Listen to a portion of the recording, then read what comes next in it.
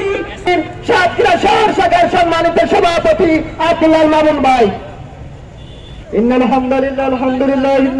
বিচারের দাবিতে আজকের এই গণমিছিলে উপস্থিত আছেন বাংলাদেশ ইসলামী আন্দোলন জনাব নুরুল হোসেন ভাই, উপস্থিত আছেন খুলনা মহানগরের সম্মানিত সংগ্রামী সাথী বন্ধুগণ, জুলাই গণহত্যা